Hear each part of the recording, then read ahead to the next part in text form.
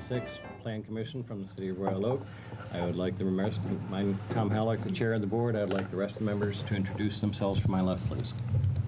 I'm Pat Capello. Jim Ellison. Tim Twing, Planning Director. Ed Anderson. Clyde Esbury. Our format this evening will be what we normally do. We will take public comment, and that is intended for anything that is not on the agenda. There will be comment period for every item that is on the agenda. We'll then approve the minutes. We'll go through each item. As we go through each item, Mr. Twing will do an introductory for each item. The applicant will then be brought up to explain the project and answer any questions the Plan Commission may have. We will then open public comment. If during the open public comment or the public commentary specific item you wish to speak, please raise your hand. The chair will recognize you. When you are recognized, please come to the podium, state your name and address for the record, and you will have 3 minutes to speak. And with that, I would call to order with the public comment. And again, this is intended for anything that is not on the agenda this evening. Is there anybody who wishes to speak?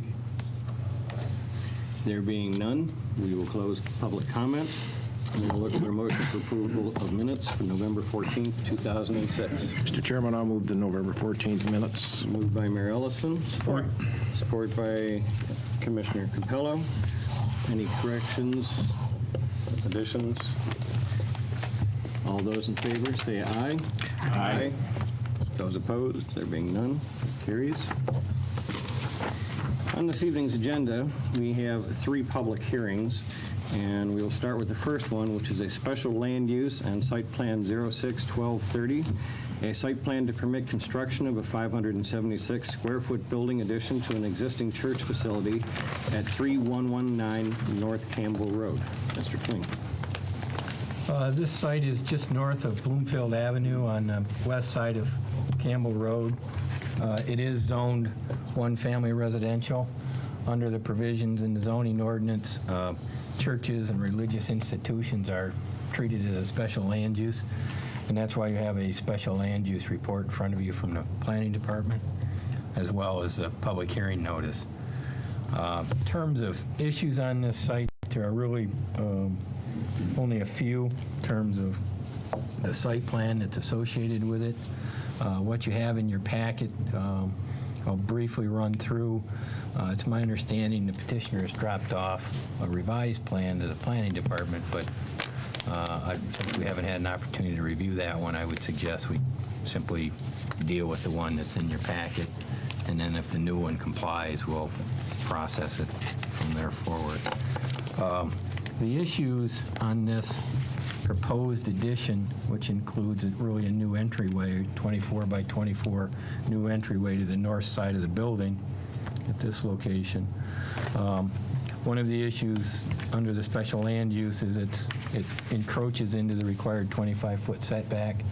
So if your options there as part of the special land use are to allow it to go forward to the zoning board to waive the difference between the required 25 feet and the provided setback. The other issues really relate to the parking lot as it's proposed on the submitted site plan. The plan shows the parking encroaching further to the west, and it has reoriented the parking lot, and what I'll reference is the aerial. You can see the location of the parking lot. The circulation pattern is different. What we're really suggesting is that they go back to this pattern as it exists, and that would alleviate some of the other variance requirements, i.e. the 10-foot setback, green space, and screening that's required along the west side, plus it would allow circulation within the site. The last issue would be the requirement for a screening wall along Campbell adjacent to the parking lot. Briefly looking at the submitted plan this afternoon, I think they've included that. So really the only outstanding issue that may need zoning board action is the setback to the new addition to the building. In terms of the site plan contingencies, they are, as I just outlined, to address those issues, plus our standard contingencies regarding refuge and other building code, sign ordinance requirements. If there's any questions either on the special land use report or the site plan report, I'd be happy to address them. Question for you.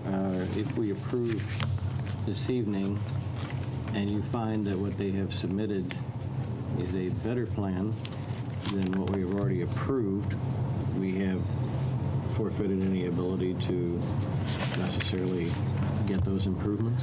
Well, if you approve what we've given to you, they would have to make the corrections on the approved plan, because we're not suggesting that you allow the zoning board actions to go forward on the other two items. If you allow the setback to the building to go to the zoning board, that's fine. If you were to approve the site plan with the recommendations that we have in our site plan report, that would not allow parking to go all the way to the west property line, and it would also require the screening wall along Campbell. So those would be the other two issues. Thank you. Any questions from Mr. Twing? There being none, is the applicant here, please?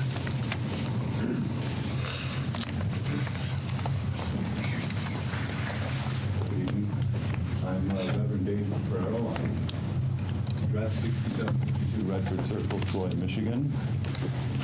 And with the Michigan branch of the Etheria Society, we've been in the Detroit area for 45 years, 25 years in Detroit, 20 years in Southfield.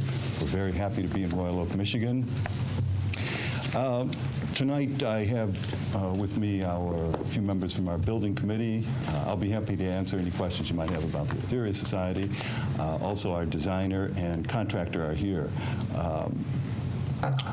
That's Carmine Martone, our designer, and Don Pratt of Wake & Pratt. If you have no questions of me, I'll turn it over to our designer, Carmine Martone. Anybody? Then Okay, thank you. you're free. Thank you.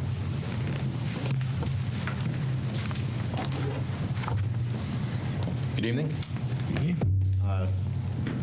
Could you do your... Got a board here. Where would be the best place to? Right up here? And I will need you, once you get back to the microphone, because nobody can hear you now on the tape, please give us your name and address. Okay. Good. What I'd like to do tonight is just spend a couple of minutes, just kind of run you through the design that we're proposing and why we've done it the way we have done it, and what we really hope to accomplish with it. A couple of main points on the design is the entry right now on the building is facing the parking lot, and it's kind of problematic in that the way that the building was originally designed. There's no handicap access. There is no handicap restroom on the first floor of the property. So the addition is primarily to get some administrative welcoming, a bit of a lobby prior to just entering the church area of the building. Right now, you walk in, you're in a stairwell, and you're right into the church. So there's really no lobby. There's nothing going on right now where you can kind of decompress just for a moment to collect yourself and just do what you need to do as you enter a building. What we're proposing is an addition that would replicate the original architecture of the building. We're looking at replicating the roof design as well as matching the brick, doing some work with the windows. So the addition pretty much looks like part of the original structure. And for a 24 by 24 addition, which is probably the size of a double-car garage these days, I think that Etheria site is going to great lengths to make sure the design looks good. We're going to have a nice little welcoming walkway created, landscaping, and really this whole area will really finish off a lot nicer than it's currently. The setback issue. What we're proposing is to try to minimize this setback, and it's really a function of how the addition is going to engage the existing building. And if you look at the drawing here, the red line here is the profile of the existing entry. So what we're looking at doing, and we have kind of a funny roof condition back here. If I could first. Just hand it to them. Current entry, and this is the stairs, part of the entry. So if you look at those photos that are there, you could see that the roof line is very low on that little entryway that's currently there. And what we're looking at doing is really just coming right up and engaging the new addition right onto that building, and also at the same time trying to solve the roof problem that's there, which is almost impossible to transition into unless we do a severe amount of demo on the building. And we're attempting to minimize this bump out here. And the revised information that you have is addressing the fact that we feel we can get even closer to the setback requirements that we're currently shown. So we think we could be within a couple of feet rather than 4.5 feet, which are currently, I think, is documented right now. That's about all I have to say on the design. Mr. Pratt can address any of the specific issues. Any questions for the petitioner? Just real briefly, can you discuss a couple of the other issues that Mr. Twing had brought up in terms of the screening wall and reconfiguring the parking lot? Mr. Pratt, be glad. Okay. Good evening. My name is Don Pratt. I'm with Wake Pratt Construction Company. We were longtime residents, and our office was actually located in Royal Oak for several years, way before any of you folks were around. But Not true, not true. I am a resident of Huntington Woods, your sistering community, and absolutely love this area, and plan on retiring here and spending the rest of my days in the Royal Oak and Huntington Woods area. This project, and to be more specific, one of the challenges that we had was the parking. And obviously, trying to keep the cost in line, we wanted to figure out what we could do to utilize the existing parking the way it was.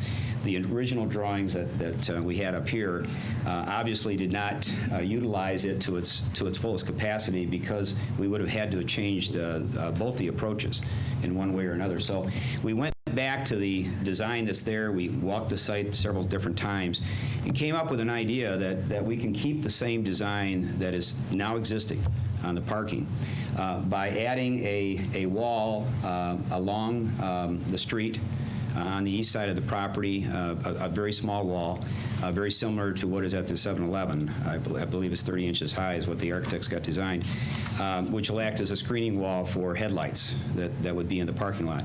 So we can accomplish that very easily. And we would really, excuse me one second, put the wall along here and then a short piece right in here. That would take care of that issue. The other issue is the west side of the property, where it abuts the single-family residential homes. About 90% of the area right now that abuts this piece of property is already screened. The residents of those homes have already screened it with fencing. We plan on going in and adding to the areas that are vacant right now with screening, adding screening of one kind or another. My preference would be some type of vegetation. And again, we will be happy to work with the planning department on that to make sure it complies with any of the city requirements for that screening. But we will make sure that screening is complete all the way along the west side. Wherever it's not now, we will be adding it in some kind of configuration. We also want to go to the residents that abut the two pieces of property where there's no screening and discuss this with them. Foremost, we want to make sure that if they really want to use that extra 10 feet, because right now their screening wall is on their side of the alley. So they actually own another 10 feet in the alley. We don't want to block them off from that. They do already have a chain link fence, but it's not a screening fence. And they both have gates. So if we put up some vegetation, some evergreens and things like that to screen it, they could still use that area as long as we kept it on our side of the center of the alley. So they'd still be able to use it. They may not want to do that. They may want the screen right up against their fence. And if they do, we will comply with that. It would be some type of stockade fencing that would be very similar to what is there now on the other pieces of property. So that would take care of that. One of the objectives of this project is to make sure that this facility is handicap accessible. And I think that's important for anybody coming into the church. Right now, there is steps going into the church. We would obviously change all of that and put in a handicap ramp that would meet ADA standards and the Michigan handicap law. Also, there's no real handicap parking places. We would obviously abide and put in 2 required parking places for handicap accessibility. So we would take care of that. The other issue that came up was lighting. Right now, there is a Detroit Edison wood pole in the center of the parking lot. Because of the reconfiguration of the parking lot, we're going to have to take that pole down, which I'm sure all of you would appreciate because it's too high and it does not screen the light from going into the neighbors' yards. So we're contemplating taking the pole down and putting in a new light at the north end of the parking lot, which would be at the correct height required by the city, and it would obviously be a down type light so that it would not affect any of the neighbors around the area. Then we would probably look at putting a light on the structure itself, which would be at the opposite end of the parking lot, because right now it's a little dark out there when you walk out with just the one light in the center of the parking lot. So we would be looking at trying to make that more secure and having a couple lights, one at each side of the parking lot, to illuminate that area.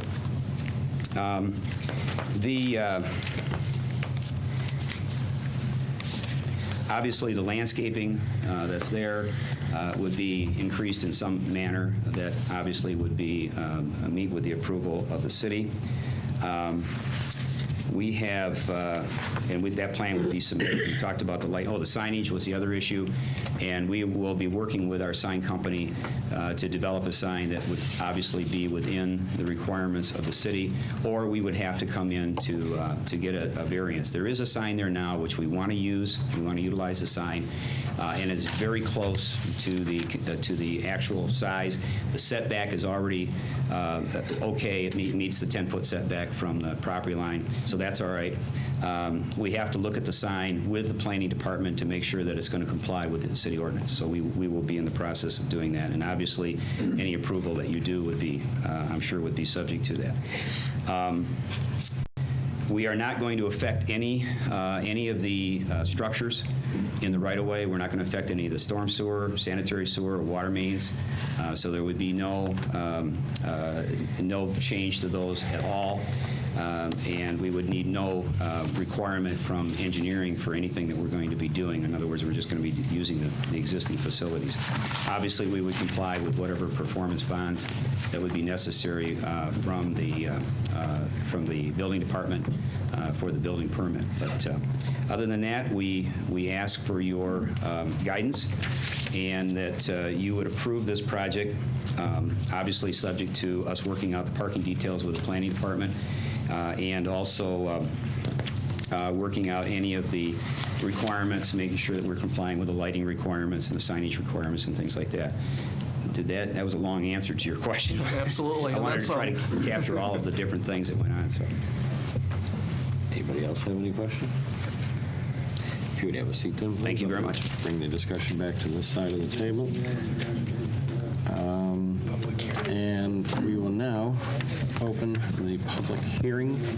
Anybody who wishes to speak on this topic, please raise your hand. Now is the time if you wish to address this topic. Speak up a little bit, I can't hear you. Are we not getting overhead? Should be. All right. Now is the time to comment on public hearing for this particular item. If you wish to speak about this item, now is the time to do so. If you wish to do so, please raise your hand. There being, yes, ma'am? Yes, I was just wondering. Please come to the microphone, give your name and address. I live right behind the church. Could you give your name and address, please, ma'am? Doris Speedy, 3122 North Wilson, Thank you. and we live right behind the church. Mm-hmm. And we're just inquisitive about how this is going about.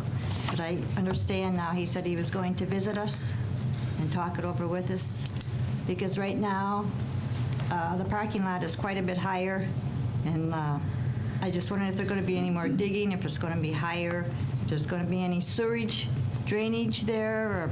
Are you having any runoff issues? Pardon me? Are you having any runoff from their parking lot into your property? Yes. It's been there since the parking lot went in.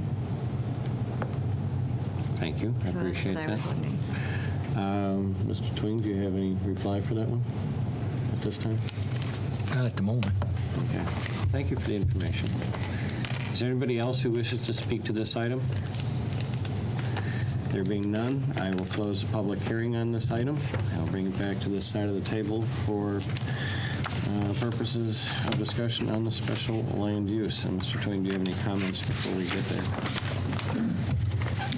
No, you'll just have two actions tonight. The first on the special land use. I would suggest that minimally you allow the petitioner to seek the variances for the building addition. If he's able to reduce what's required, we'll obviously notice that as a smaller requirement when it goes to the zoning board, but I would react to the plan that's in front of you. Based on the comments, I think the other two zoning issues aren't necessary, and we'll work out the parking and screening issues. So. Mayor Ellison? Do we know if the lot is naturally drained, or does it have drainage system in it? Maybe I don't know. Mr. Pratt, I don't know if you have that answer. It's naturally drained. Naturally drained, so we've swaled off. Have we got a swale in there, so it's swaling in behind into their property? I have not been there during a rain, so I really can't, I couldn't comment, and I have not seen a topography of the site. Obviously, if there's a problem there, we're going to have to look at it and address it. That's where I'm But going. we'll be happy to meet Yeah, if with- we've got a drainage problem, we need to fix it. Yeah, I agree. Okay. That would be another item for consideration or not. Well, that's part of the engineering. Anybody wish to make a motion regarding this? Commissioner Capella? Thank you. I'm looking for it. I move that in case special land use 0612-30, that we want to approve the request. The contingencies come on the site plan, correct? Right. So I move to approve the request And grant permission to go to the zoning board for the building. and grant permission to go to the zoning board for the building variance. I'll support that. Supported by Mr. Asbury. Any discussion on the motion? Just for clarification, this is only on the building and not on the encroachment on the lot. Okay. What was your clarification, Madison? Just clarifying Just for it's the building. only. This is only the building encroachment and not for the parking lot. Yes. Okay. Any further discussion on this item? All in favor of the motion, say aye. Aye. There were no abstentions on that, so that is passed.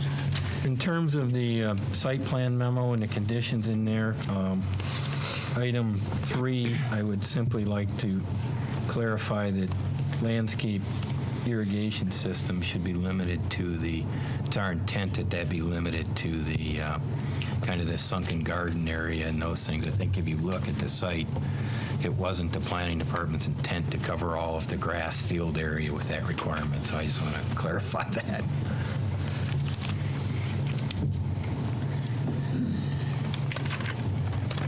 So you're talking, when you're referring to the irrigation, you're not looking for them to irrigate the entire property, just No. okay.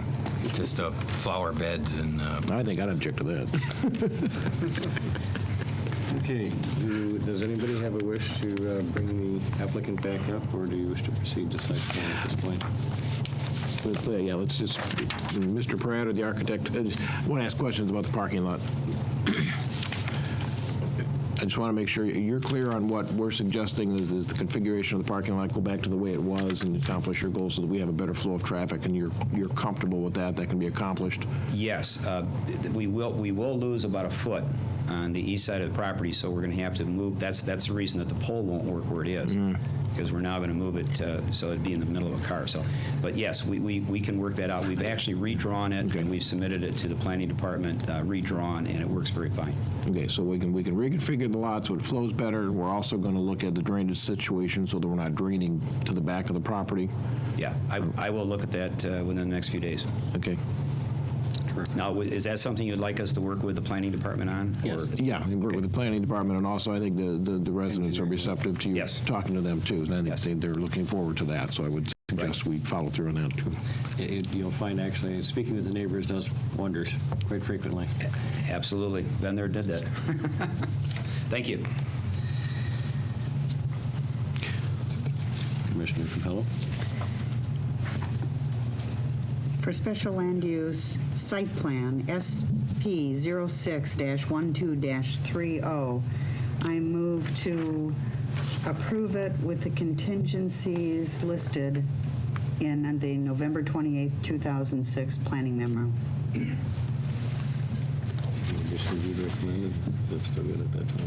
Pardon me? Mr. Thwing, Conditions you'd recommend? do we need to add anything in about the drainage that we've talked about? No, it's really covered under the engineering requirement. That's where we get into. Okay, I'll support the motion. Moved by Commissioner Capello, supported by Mayor Ellison. Discussion of the motion.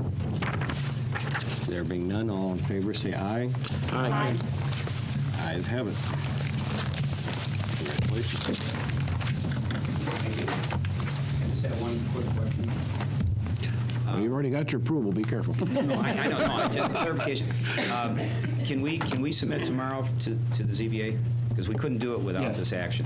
So we can come in and do that. Thank you very much. Thank you very much. No, he needs his pictures back. Thank you.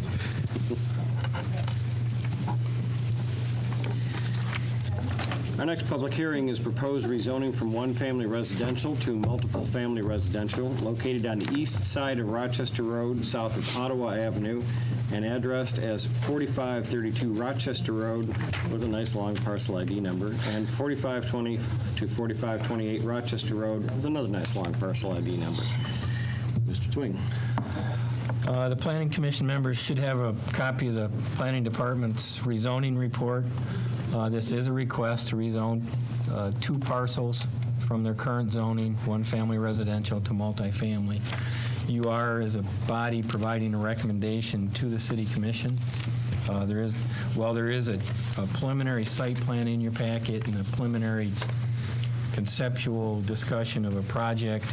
We are not doing site plan review or approval this evening, and you won't find any recommendations from the Planning Department regarding the site plan. That's a step after the rezoning is either approved or modified in some fashion.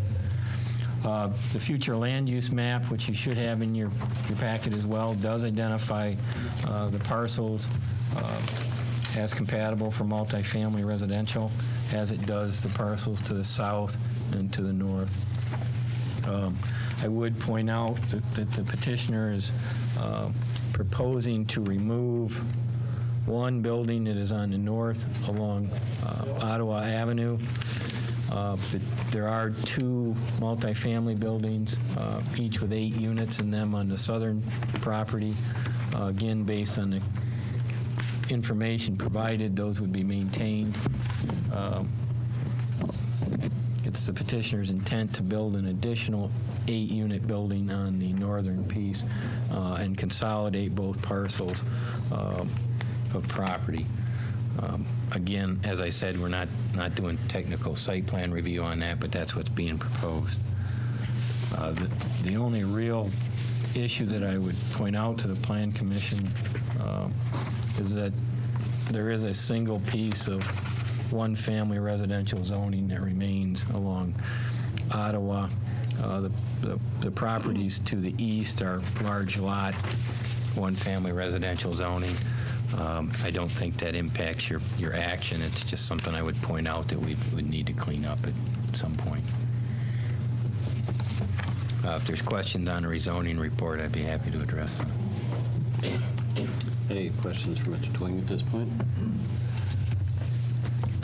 Is the applicant here, please? Please come forward.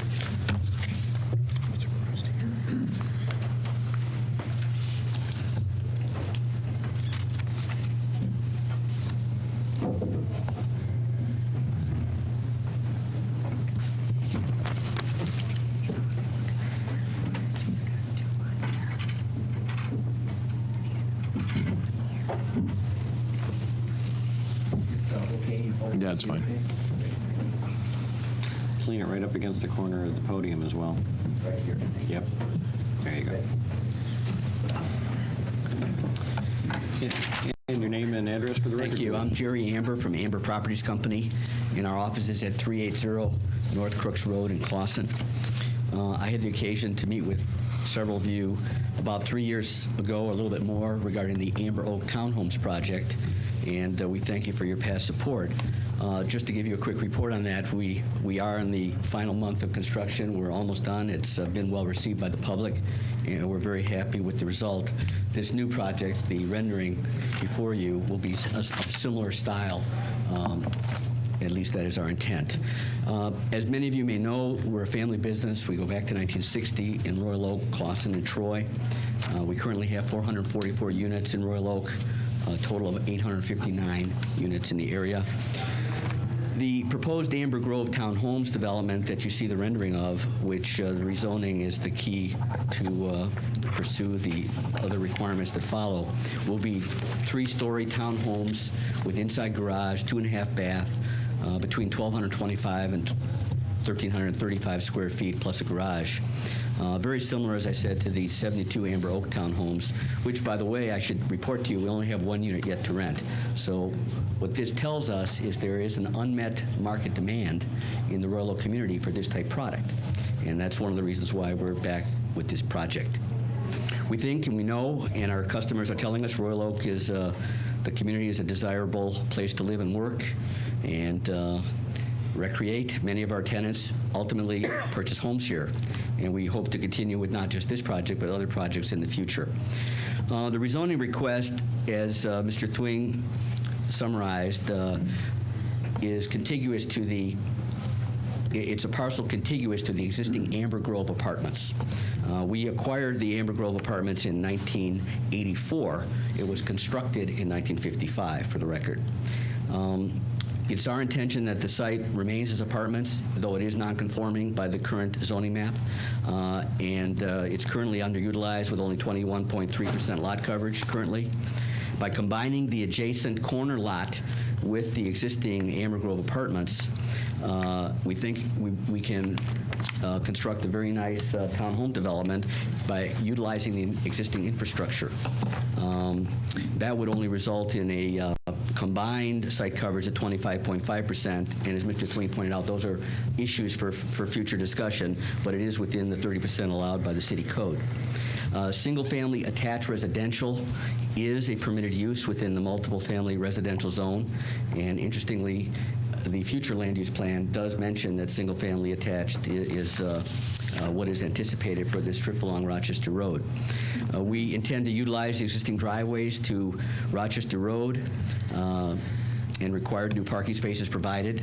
Half of the new ones would be inside the garages, half of the other required ones will be outside the individual units. We think the Amber Grove Townhome Development Plan improves both the existing and adjacent sites, represents important increased tax base to Royal Oak, additional investment of approximately $1 million. These townhome, the design that we did on Coolidge, the Amber Oak townhomes, which I'm sure you've driven by, and this being a similar design, is a very efficient design as far as site improvement, where we can use a site and still have a lot of green space, as I think you see on the site plan that's before you. There's still tremendous green area on the overall site.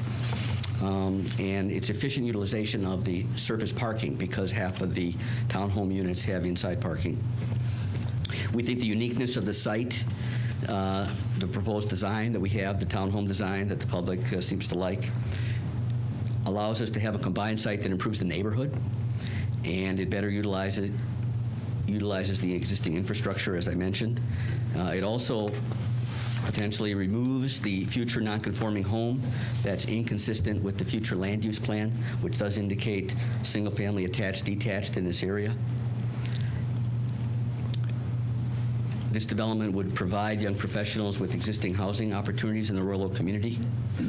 And if approvals are granted, and we understand that this is strictly the rezoning, following would be the site plan and ZBA actions.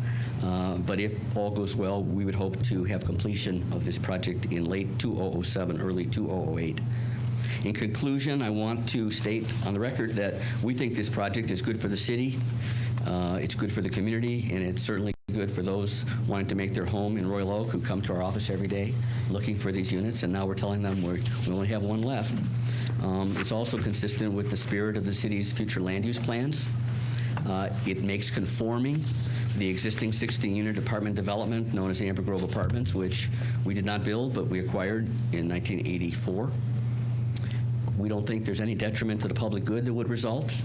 We think the spirit of the ordinance has been observed, public safety secured, and natural resources protected. And the proposed 8-unit development, which would be enabled by the rezoning, would improve the community, increase property values in the area, and granting this rezoning request represents a win-win-win for all concerned. I'm happy to answer any questions any of you might have. Any questions? Yes. You would then have at least 48 parking spaces? Yes, our layout, as the current site plan shows, would have 48. And where would the guests park?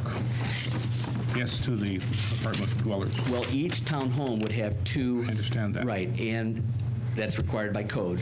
Not all of our tenants have two cars. As we've seen by the Amber Oak Townhome experience, a fairly high proportion are singles. And though they do have a guest, they have an extra space for that guest. Now, there is street parking, I believe, allowed on Ottawa, but there are more spaces than we have cars. I think today we have more than the two required, and we'll still have at least a minimum of the two required by code. Okay. Thank you. Ms. Douglas? Yes, this area is zoned as, or the master plan calls for this area to be not multifamily, but single-family residential attached, detached. Would that zoning still accommodate your plans? No, it would not, because the existing buildings, the two 8-unit buildings that are the current Amber Grove apartments, are multifamily. And we would be combining the existing lot with the newly acquired lot, and it would be non-conforming because it's not a permitted use. Mr. Thwing could help me with this, but the apartments would not be a conforming use within the attached-detached zone. But of course, they're not now. Right. Correct. We think the appropriate zoning here is multiple family, in which single family attached, which our development is a permitted use. Right. Any additional questions?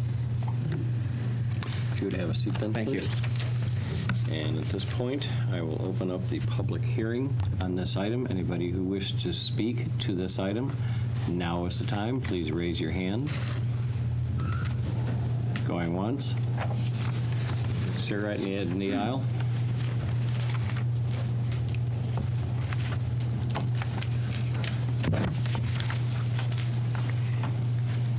Hi, my name's Bill Bidwell. I live 719 Ottawa. I've lived there 42 years, and the place Amber got across the street there, that dump, it always has been. There's noise over there, all kinds of racket. The police have been over there. They put up a Jim Cole fence to keep that out of there, you know. If he wants to put something like that in there, why don't he put it back, say, 30, 40 feet? Put up a cyclone fence and shrubs along that, all the way up to Rochester Road. I don't think he's thinking as much about the community as he is about Amber. I've got 5 houses myself right there, and they're not like that. I control the places. That's all I got to say. Thank you, sir. Sir.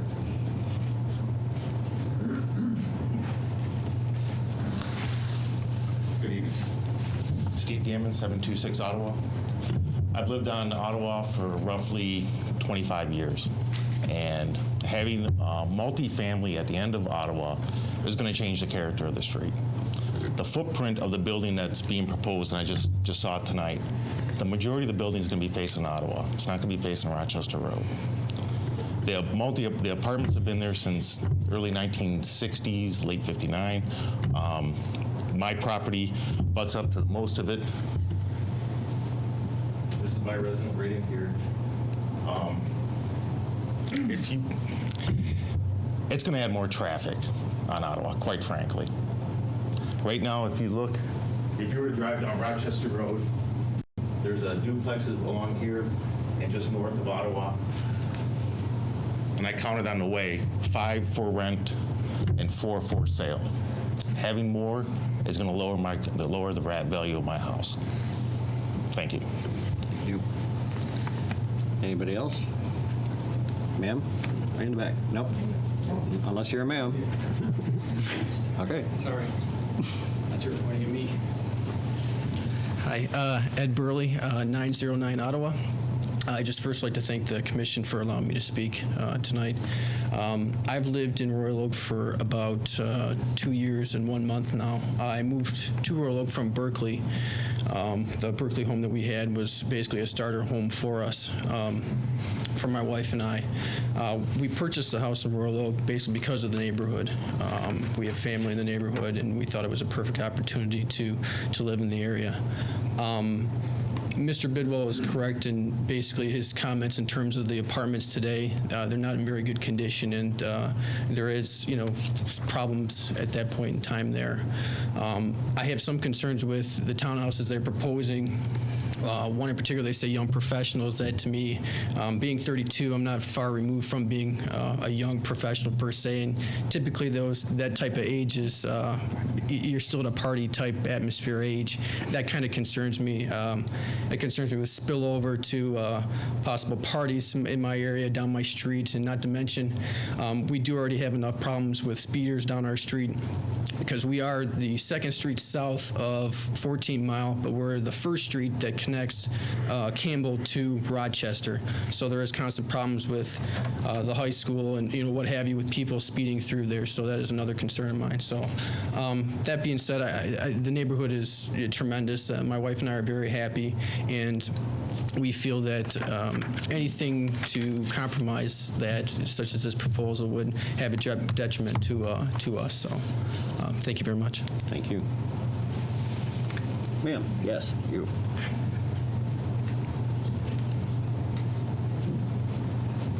Oh, one at a time, please. We're together, same residence. Is that okay? One at a time. Okay. I'm Tanya Benish. I'm from 720 Ottawa, right next door to where all this is supposed to happen. And I just want to say I agree with all of my neighbors that we already have problems with traffic. We already have problems with a lot of transient people, and the apartments are terrible. My backyard butts right up against the apartments, and they're terrible. Their parking lot's all torn up, and I just think it's going to be a big problem. That's it. Thank you. I will recognize you. Dan Pickering, 720 Ottawa. To say what she said, the landscaping is not that good, and they don't keep up the landscaping. There's trees falling down. They don't keep up with them. There's a lot of traffic going down our street right now. We have a brand new baby. He's going to be going out playing next year. We just want to be safe for our neighborhood. Thank you. Thank you. Anybody else? You, sir, on the left. Yep. Andrew Groth, 920 Ottawa. Being a lifelong Royal Oak resident, I actually grew up 3 blocks from Ottawa and have looked at 15 houses over the last 10 years trying to move on to Ottawa. I have 5 children under 10. Putting something large and obtrusive into a residential area that has a unique character. We have large lots. We're repopulating with families. I'm all for, enterprise coming into the city, but we're losing families and putting in more, we call them multifamily. They're not families. They're young professionals, singles, maybe some people that have decided to retire there. That's great. Downtown is beautiful, but the neighborhoods need to remain neighborhoods. We need to take and think about some of what's existing and what's been here, and hopefully draw some families back into the neighborhoods so we get rid of all those for sale signs on all our homes. Thank you. Thank you. Way in the back over there, yes.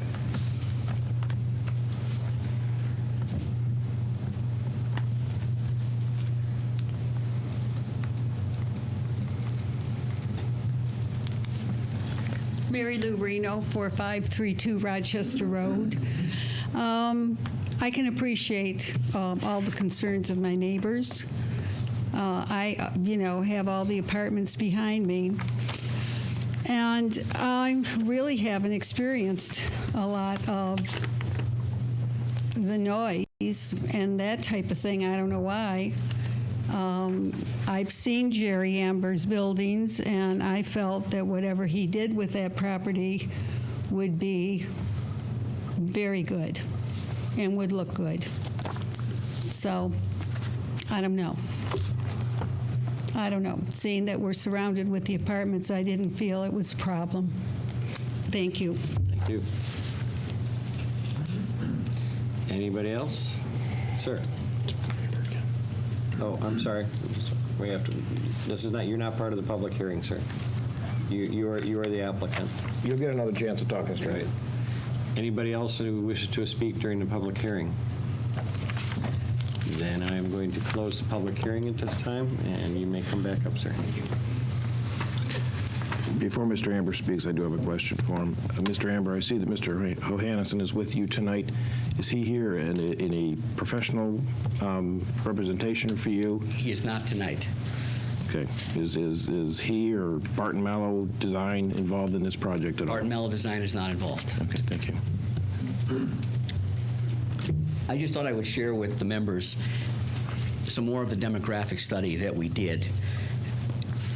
We have now rented 71 of the 72 new Amber Oak townhomes. Very similar product.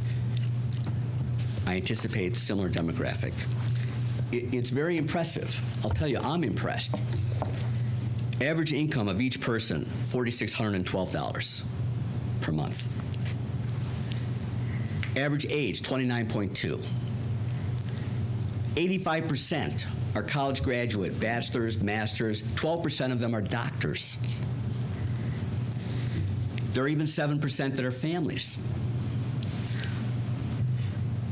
We have, as I said, 444 units in Royal Oak, and Amber Grove is one of the most stable properties that we have. It's a very popular property because of its location, because it's a small two-bedroom that is modestly priced, that includes heat, and it serves a niche within the market. This is another market niche, a market niche that does represent those who want to live in Royal Oak, who end up ultimately, many of them at least, buy homes in Royal Oak. Some of the comments made about noise and parties, it's news to me. I've not heard any of this, and I'm the first guy that would hear. So I don't know that these are facts. They may be just wishful thinking. My last comment is regarding the traffic and regarding the infrastructure.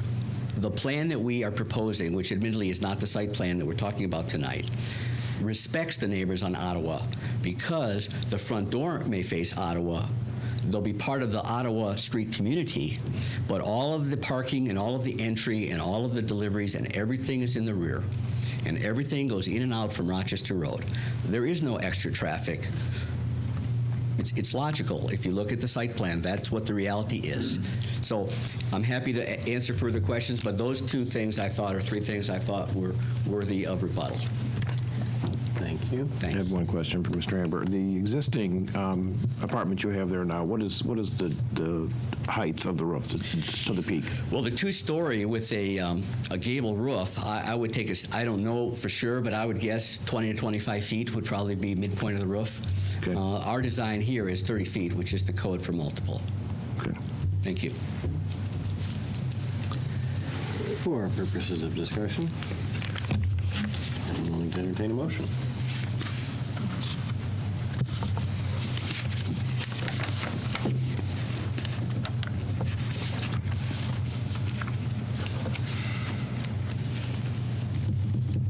Can't talk about it till we move it. Well, yeah, exactly.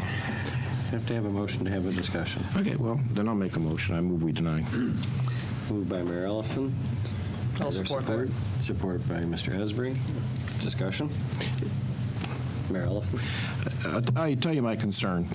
We don't have a site plan in front of us right now, and The renderings we have show an apartment complex that is actually roughly about 32 foot to the peak. And the existing ones are probably, as Mr. Amber said, 20, 25 foot. We've heard the residents say that some of these units, the existing units, are in poor repair and they need some attention.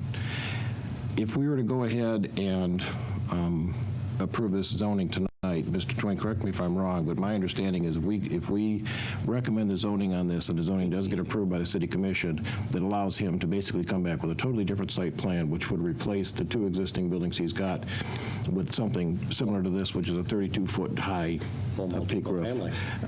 Am I correct in that assumption? It's multiple family then. Right. Once the rezoning's done, he could propose any site plan for any use allowed in that zoning district. And then we, as a planning commission, would almost, as long as it meets the zoning requirements, would be almost obligated to. I mean, if he meets the zoning requirement of height, which is 30 foot, which is what, I mean, these meet 30 foot right now, but that doesn't include the peak. That's 30 foot to the midpoint. We still add another 3 to 4 foot, depending on the gable, to that. So we've got buildings right now per this design that are going to stand roughly 32 foot, 32 to 33 feet high, based on what I'm guessing on here, because it's not scaled to that part. So if we were to take buildings in a neighborhood right now on property occupied by a single-family home, and then 2 apartment complexes that are 2-story and a 25-foot, theoretically, the zoning change would allow them to come in and totally refigure this, and we could end up with 2 or 3 buildings of a mass of 32 foot high in that neighborhood. And that is my concern, and that's because I can't see coming in and building this new building on that one stretch of property and not taking care of the other 2. Well, if he brought in, and again, he would have to bring in a site plan for whatever he wanted to build on it. Having seen the conceptual drawing, and again, we did not prepare a site plan review of this site, but having said that, you're also going to have density numbers. I believe the site is, if you combine both of them, a little over 45,000. A little over 45,000 square feet, which by multifamily is only going to allow you so many units by right.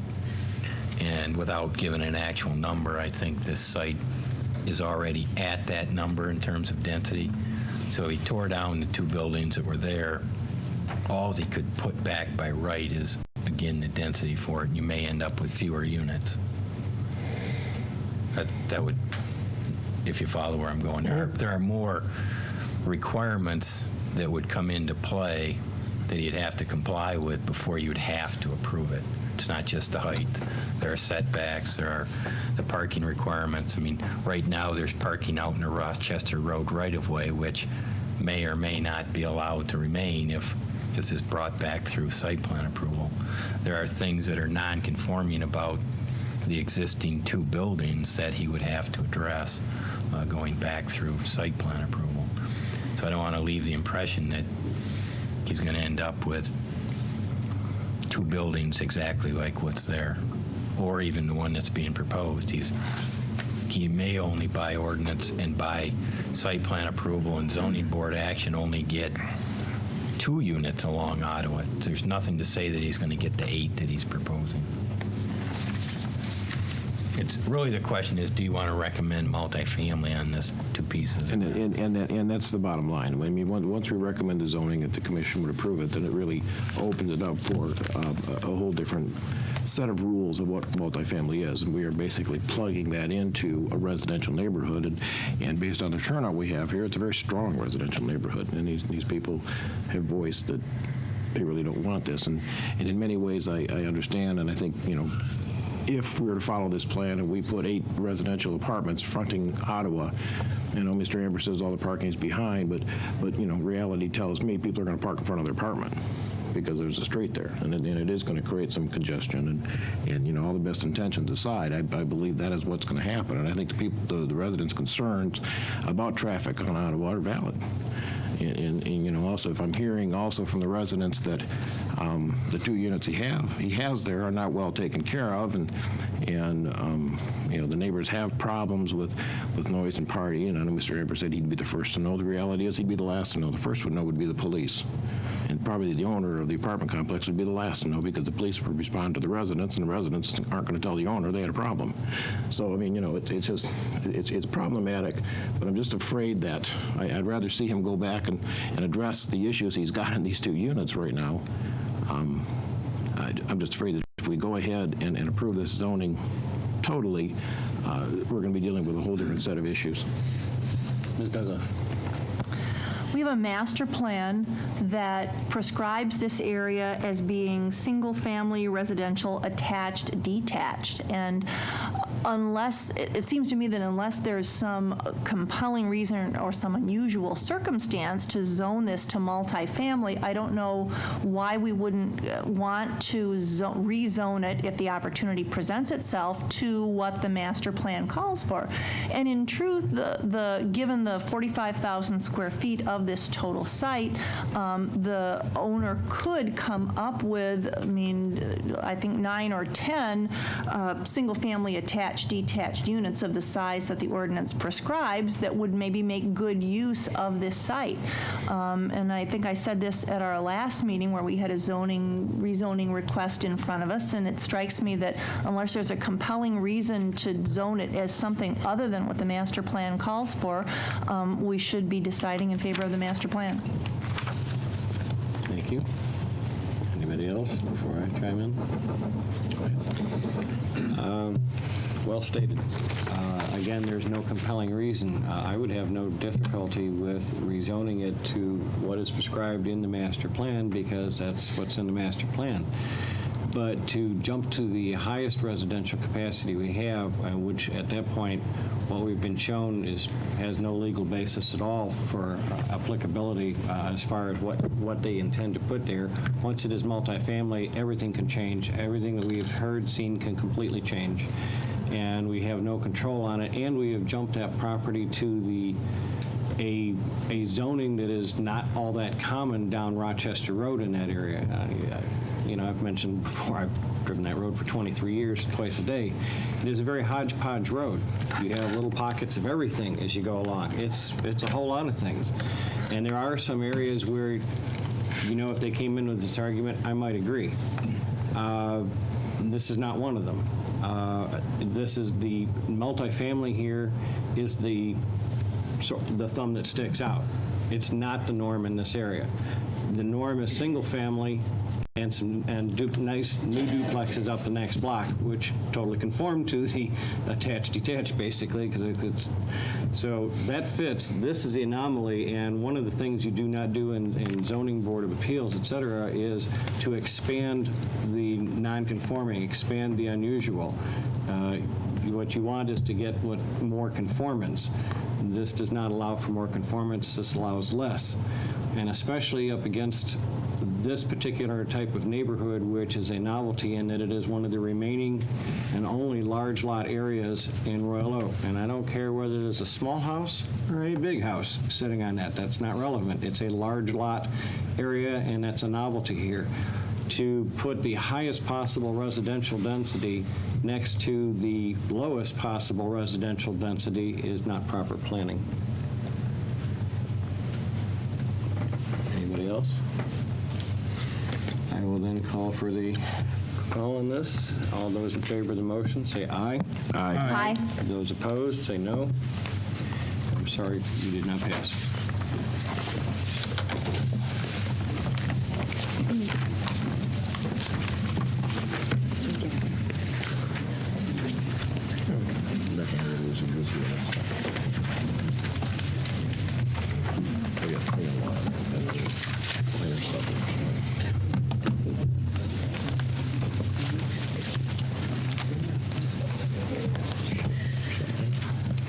Our next item is another public hearing and special land use and site plan 030925, a site plan to permit construction of 34 attached residential dwellings in 4 buildings located on the south side of Harrison Avenue between Knowles and Morris. Twing. Some Planning Commission members may remember this site plan that was submitted back in 2003. It was tabled at that time to address some property line dispute issues. According to the information provided in the planning office, those issues have now been addressed, so it is back in front of you. Again, just as a reminder, this property is zoned mixed use 1, which requires special land use approval of the proposed residential development. And that's why you have a copy of the original special land use report from September 9, '03. You do have a cover memo on it identifying some minor changes to that site plan and proposal and special land use report. Basically, the part of the square footage of the site was reduced to address the property line issues. It still does comply with zoning ordinance requirements in terms of density. The one issue that's to the discretion of the Planning Commission is in regard to the height of the proposed building, and the ordinance leaves that discretion to you in terms of the mixed use 1. The proposed building heights are 36.5 feet. So other than that, it meets parking for the number of units proposed. The revised site plan meets the fire department's access requirements. It does have landscape plans and things in front of you. Again, I believe you should also have a copy of the site plan report dated November 29th, 2006. Basically, it's our standard contingencies. If there's any questions on either the special land use report or the site plan report, I'd be happy to address them. Mr. Twing, I do have one question. The proposed building height of 36.5 feet, is that the same as before? I'm sorry, I was on that one, but I can't remember. It seems to me it was. Yes, it is. Thank you. Nothing's really changed other than the addressing the issue of what was before you before was a question of who owned 8 feet along this west portion of the site. Yep. Other than that, it's pretty much the same plan. Okay, thank you. Any other questions for Mr. Twing? There being none, would the petitioner come forward, please?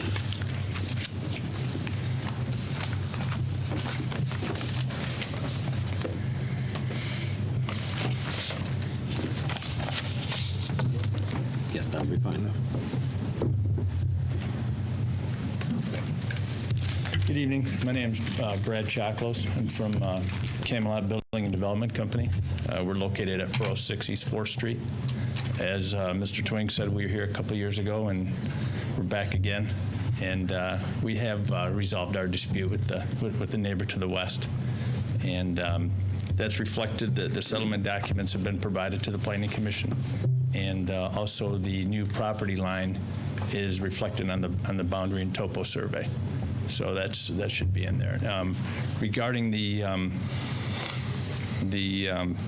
contingencies in the review, I think we've noted all but maybe one of them in the documents that we submitted, and we plan on satisfying all the contingencies listed in the review.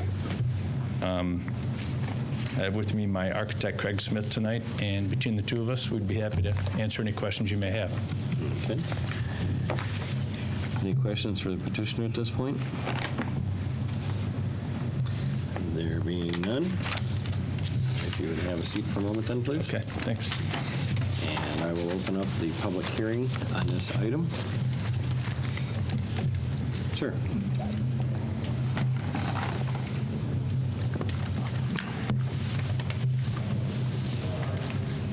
Good evening. My name is Steve Carnwath. My residence is 3109 Cummings, Berkeley. I am the one that owns the property to the west that put a stop to the project before. I remember. The dispute has been resolved, and we wish these folks luck in their endeavor. My only concern, and the reason I've showed up tonight, is I'm just concerned about the the entrance to our property, which is at the dead end of Knowles. I just want to make sure that the street, the Knowles Street entrance, accommodates and allows me access to my property. If Brad can just confirm that, then I'm a happy camper, and we wish you luck, Brad. That might be a pertinent question. Could you come up and answer the question, please? Yeah, our project doesn't really impact the access of Mr. Carnwath, and there is a perpetual easement for ingress and egress that goes through, excuse me. That first portion? Yeah, right in here, and goes in front of this property owner and then into the Carnwath property. If I may add comment to that, one of the requirements, what we're talking about is Knowles comes down and basically ends here, and then it was vacated south of that area. The fire marshal, as well as the city, is going to require access through here wide enough for his trucks, and so I think we'll be able to address and alleviate any of Mr. Carnwath's concerns as part of the plan going forward. We've got to be able to get the big truck through there. We've got to get, that's one of the issues that when we were dealing with fire review is access into the site itself, and you'll see these turnaround areas at the south end. There was discussion previously about having a total loop drive, but as long as there's access down this side, the fire marshal will be happy with it. So it will be something that we're looking at as well. And if I could speak to that, right in this area, there's a proposed breakaway gate, emergency gate, too, for the fire department. And, we can put that wherever the fire department requires. If it is determined that the throat of your property right at the end of where Knowles vacates needs to be altered inwards, a little bit of an angle or something in order to accommodate a larger truck, is that a difficulty for you? No, it's not. Okay. That's really addressed by contingency 1 in the site plan memo, I think. It was our intent. Okay, good.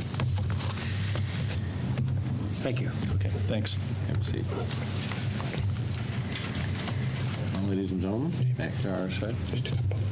Didn't we? No, we did that one. Sorry about that. We'll open public hearing then. We did. I thought we did close it. We did. We didn't close it. You can close it now. Didn't close it, Okay. pardon me. I'm sorry. I was going to say, I thought we did that. We'll close the public hearing at that point and bring it back to this side of the table. Mr. Anderson. I will move the special land use request. Moved by Mr. Anderson. Support. Support by Commissioner Capello. Any discussion of that issue? There being none, all those in favor say aye. Aye. Those opposed, motion carries. And we go on to the site plan. Mr. Twing. Again, other than the first one, to address access to all the properties, there are standard contingencies. And I would assume, based on the last action, that the height is being permitted at 36.5 feet. I would just comment from a little institutional memory that when that came up, the neighborhood to the north, which is single family, did not object to the heights by stating that they were far enough south and across the street and down the road that the extra couple of feet did not matter to them. And they did not come here this evening, so. Commissioner Capello. Thank you. Just a question. In the plans, on sheet AS-1, there's a note at the bottom about exterior refuse. Is this note negated by contingency number 4? Yes, any contingencies would require exterior refuge to be enclosed. The only exclusion to that on condominium projects is if they put trash cans out on pickup day. If the individual units have trash cans that they stick out, then those are only required to be inside the unit's garage. If it's a refuge bin, then it has to be enclosed per ordinance requirements. And any contingencies negate what's on the plan.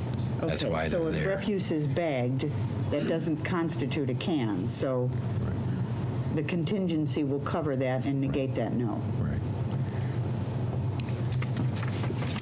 One other question.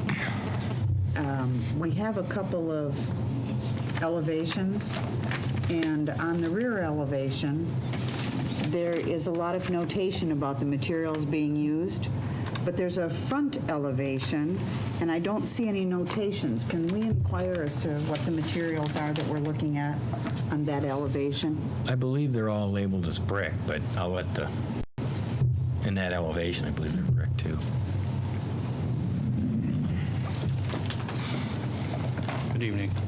My name is Craig Smith at 2740 Onagon Trail in Waterford, Michigan. I'm the architect working with Camelot Building and Development. And the rendering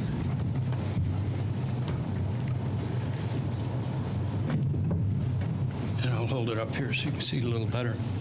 This is the front view of the building, of one of the buildings, typical building. Thanks, Brent. I hate to say this, but could you tip that the other way a little bit so this camera... Camera's trying to pick it up here. He's over here. Thank you. The majority of the material on the front of the building is brick. Can you differentiate where the brick is? Based on you telling me that and having the rear elevation to look at, yes, I can. Okay. But the drawing I have in here, it's not quite so obvious. Yes, right. And there is some siding on the front of the buildings in the gables with some decorative cedar shingle siding as well as an accent. Thank you. You're welcome.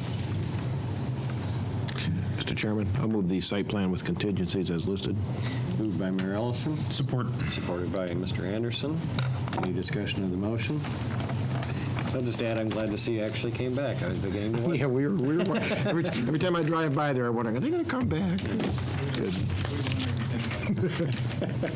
All in favor of the motion, say aye. Aye. Aye.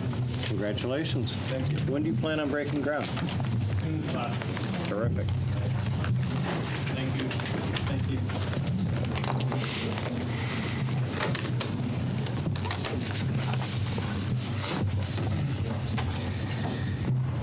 On to old business.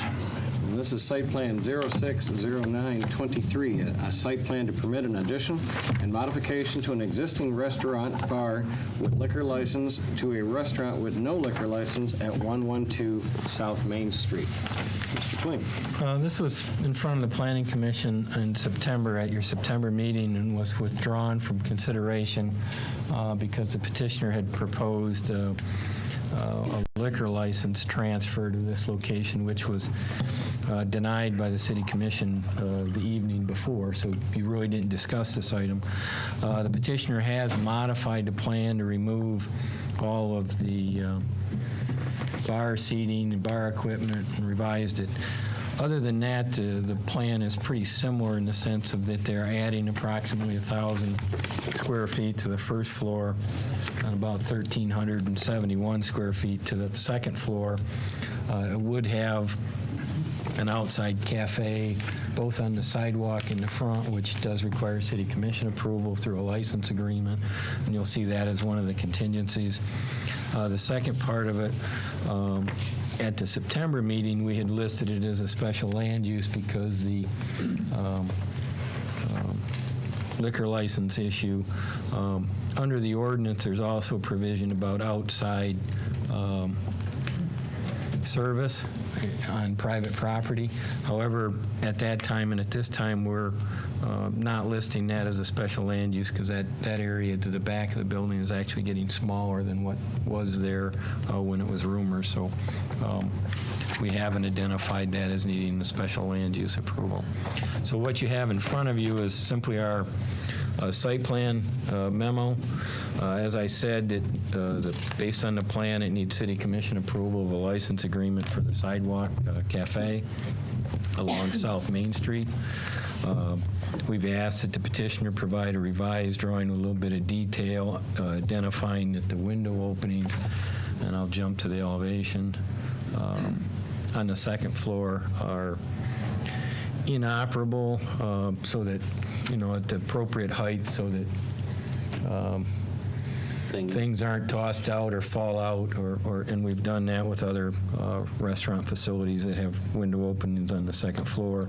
And that also comes into play when we're talking about the other contingency regarding the railing. It's just to provide more detail to assure those things don't happen. The rest of the contingencies are standard contingencies regarding signage, refuge enclosures, and hose bibs, and so on. If there's any questions on that, I'd be happy to address them. Any questions for Mr. Twing at this point? There being none, is the petitioner present, please?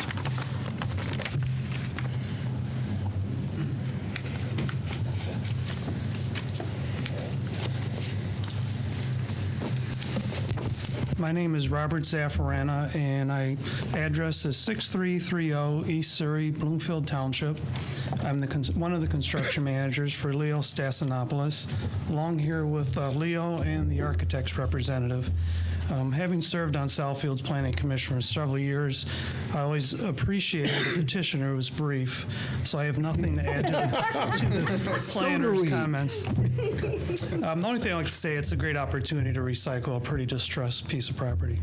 And I know Mr. Stassinopoulos, that's his intentions as well. Thank you. Any questions? If you would have a seat then, please. Bring it back to our side of the table for a motion for purposes of discussion. No public comment. Public comment. Sure.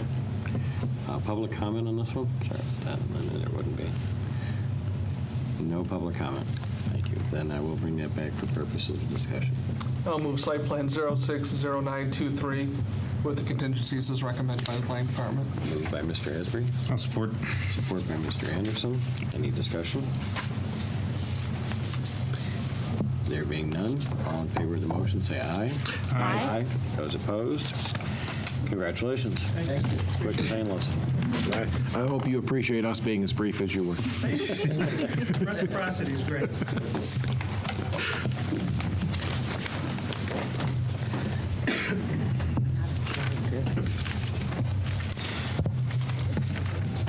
On to our last site plan for the evening. It's new business, site plan 061231, a site plan to permit conversion of a restaurant with drive-through, Wendy's Restaurant, to a 2,180 square foot restaurant with drive-through, beaners, and an 823 square foot retail establishment located at 30332 Woodward Avenue. Mr. Twain.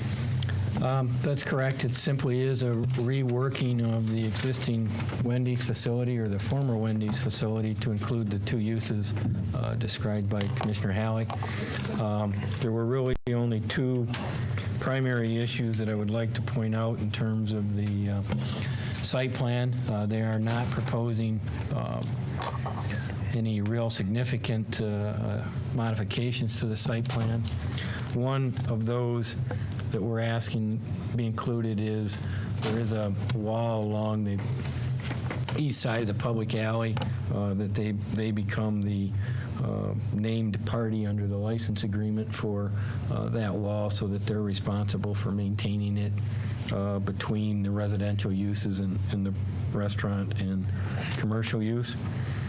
The second one is the site plan doesn't indicate anything about the signage on Trafford or on Pembridge, and we're asking that those be maintained in terms of restrictions. The last item that we're really, I guess, asking, other than the standard contingencies, is that the menu board be moved from its current location, which I'm pointing at, to the north, to approximately about this location, for two reasons. One, it's our belief that the stacking space, if you put it here, the stacking will start occurring in this area or out here, and by moving it up, we'll avoid the stacking occurring and impacting the parking area, which is the reason for the ordinance provision to keep it separate. Secondly, we believe that potentially the refuge enclosure will muffle some of the sound that may emanate from the menu board ordering And the second part of that contingency was to provide some noise analysis of how loud that is. You'll recall in other restaurants with menu boards in the past, we've monitored the volume of those to keep the impact down into the neighborhood or the adjacent residential properties. Other than those items, those three items, you'll see that the standard contingencies are there regarding refuge and signage being provided to the planning office. Any questions for Mr. Twing? Mr. Anderson? Why is there a need to have an opening up at the back into the drive-through? If you're concerned about stacking, why not just close the parking lot off at the east end? You mean here? Yeah, the regular parking lot. Because what's occurred in these in the past is the alley becomes an escape lane for the parking lot. If it's closed off here, you've dead Close it end. down further. Here? No, right to your left. Down, right there. Close it off there. That way, people that go on to go inside can just pull it off of Woodward and park, and they're there. And there's no way they're going to then go into the drive-through lane and come out if you're concerned about stacking. No, I'm not necessarily following what you're saying. I don't want to close off their access to the alley because that's an escape lane for emergency vehicles. It's also a lane for, we've got one-way movement in here to these angle spots to keep them moving. And if these are all filled, I want a way for them to get over to this lot, park in this lot. Stacking, my only concern with stacking was if you put the menu board here, this car stops and everybody else starts piling behind him. Okay. Agreed. I agree with that totally. I understand that being out there, it does give them a little help because by the time they get out of there and go around, seeing as it's coffee, they might be ready to go at the counter a little bit quicker, but I'm not willing to trade backing up the lot for that extra little quicker service. But don't most of your drive-through people come in off of Trafford and go all the way across rather than go into the parking lot and turn left? Come in off Woodward. Woodward. I think you almost have to come in here, or I think this is It's still open. I drove it the other day. Right, it's open. Is it still going to remain open? Because that's part of the alley. Right. Yeah. They're going to end up with custody of the wall on the east side of the alley, all the way across from end to end. Right, you can see from the aerial the traffic pattern that kind of gets. Yeah, you can see it. That big black stripe in the road, yes. Any additional questions? Yeah. Yeah. Yeah, there's a little traffic going both ways there. I may want to get there. Get there 2 cents. Do you have any comments on that? Yes, sir. Ben? Yes, please. My name is Sanford Green. I'm actually with Beaner's Coffee, but I'm representing Mr. Peabody, our architect out of Lansing, who wasn't able to be here tonight. But I can say in regards to the three items that you brought up, which I believe are the positioning of the menu board, we have no problem with that. We would agree to that. In regards to maintenance of the wall, we have no problem with that. And in regards to, I believe it was the sign maintenance, we have no problem with that. So, we're prepared to agree to do to all of that. Any other questions? Hours of operation, how long you can... At the moment, we're looking at 6 a.m. to about 11 p.m., thereabouts. Okay. Not a 24-hour operation? We're not looking at doing 24 hours at this point in time, no. 7 days a week? Yes, sir. Well, Sundays may be less hours. It would open a little later, maybe not stay open quite as late. Though certainly the other coffee shops up and down Woodward, on the west side of Woodward, are all busy well into the Sunday evening. So I would imagine it would be something the same all 7 days.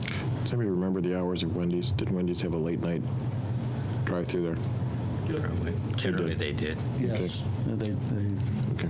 They You're not going to. I remember getting a burger there at about 1 a.m. Yeah, so- that's kind of where I'm going. I mean, The one by my house was open up to 4 a.m. depending on what year it was. Yeah, it sounds, based on your operations and what you're, it sounds like an improvement. We're not going appreciate that. to Thank have late night traffic, was my concern. Well, more recently, though, I think they started shutting down at midnight. Well, it's because they had no business.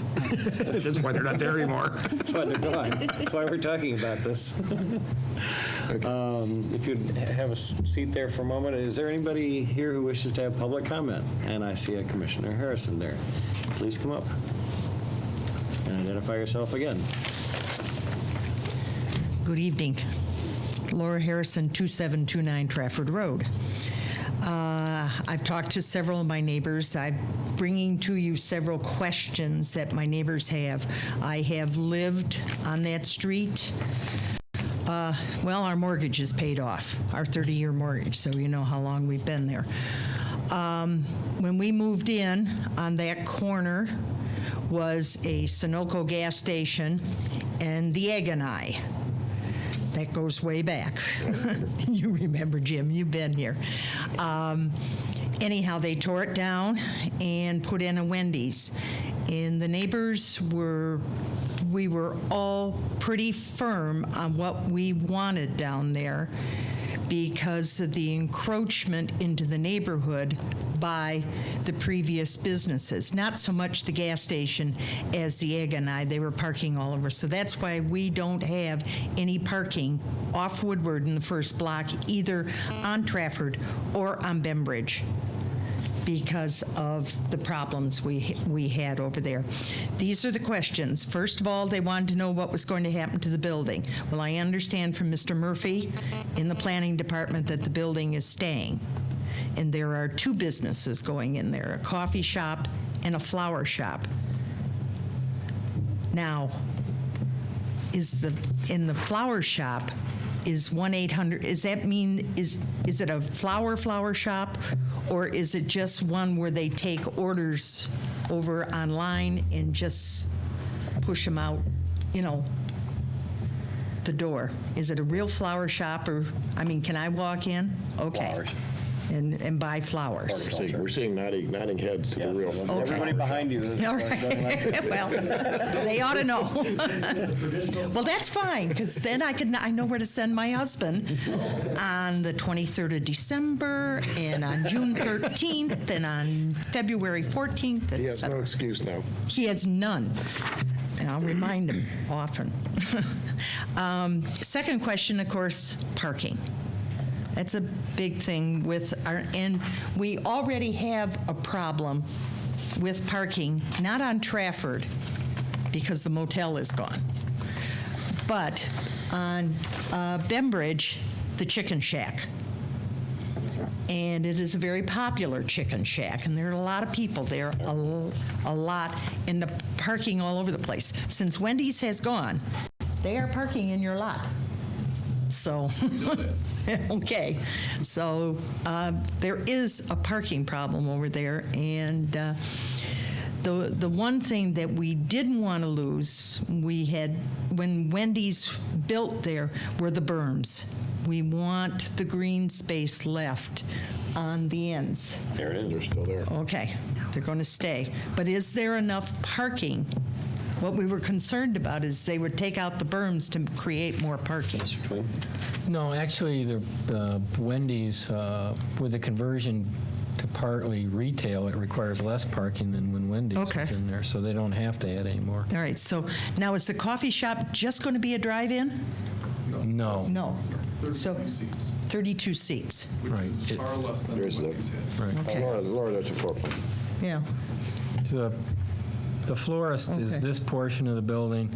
This is turned around. North is down here, and the south part is up here. So Trafford's up here, and Bembridge is down here. All right. Woodward's out there. All right. Okay. So you're going to have two entrances into the building, one to the florist shop, one to the coffee shop. The drive-through wraps around this way. The second entrance there. You got an entrance to the north, Okay. too. Right. It's like, Okay. Well, there's an entrance here for the coffee shop, but not for the florist. Okay. I did get a question about the fence. The fence is in pretty bad shape. Won't be when they're done. Good, because now, what is it going to be constructed of? What is it currently? The building standing. No, the fence. Oh, the fence. The fence. The wall. Yeah.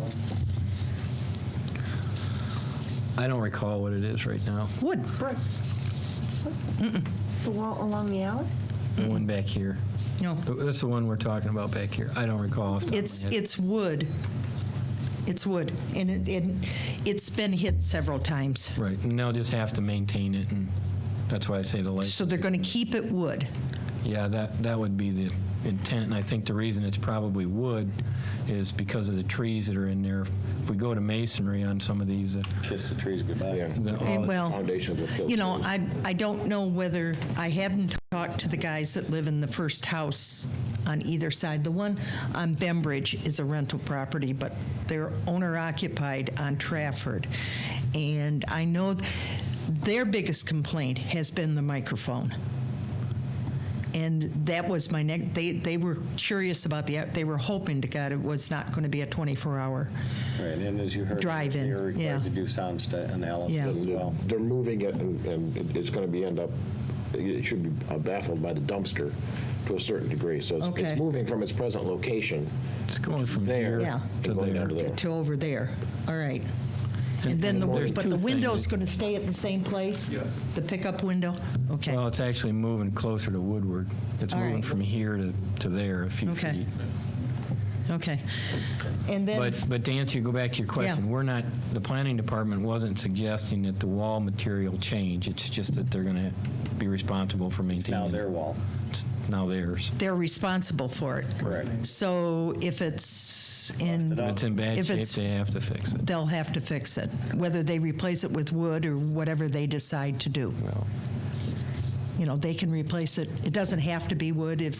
Say if the neighbor, if they, talk to the guy behind you, and if he would prefer to have it brick or whatever. Well, the problem with that is the snow plows hit that. We own the building that Blockbuster just moved out of. Oh, yeah. And we've replaced that wall every year, and it's a lot easier to replace wood or maintain wood. Yeah, I agree. Than it is the cinder block, or because the snow plow just back into it. Yeah. That's the other thing. Yeah, well, it's, it's the appearance, but if it's maintained. But the owner was saying maybe if it was solid, the noise wouldn't be quite as. One more thing, the alley. And we always went in, everybody goes in from Woodward Avenue. And several people would exit, usually through the alley. And there was a sign there that used to say, no left turn. Part of the contingency. It's in the contingency. Can have to they maintain all the signage. adjust the curve of the alley so that, I've seen people pull up and turn into the neighborhood anyhow. You understand what I mean? That just yeah. the Yeah, we can channel it so it yeah, goes channel it east. Yeah. so that they would. Yeah, I mean, I'm not sure we want to do that because the alley is still going to be there to maintain for fire trucks and everything else, and so that would put a hindrance on actual use of the alley just to stop the few that turn back into the I don't think so. Is that a one-way alley? Well, is it? No, it is not. No. And it is, neither one of the houses access, like the one behind Party Time, they have a gate. They access into their garage off the alley, but neither one of these houses do. They're as you can see, their driveway is right. His driveway is right here. We considered Okay, I'm going to have to cut you off at that Okay. point. Hopefully you got all your questions answered. That's it. That's my last question. Terrific. But, we don't have a problem. It's just, we want to maintain the neighborhood. We're already living with an empty lot on the other corner. Thank you.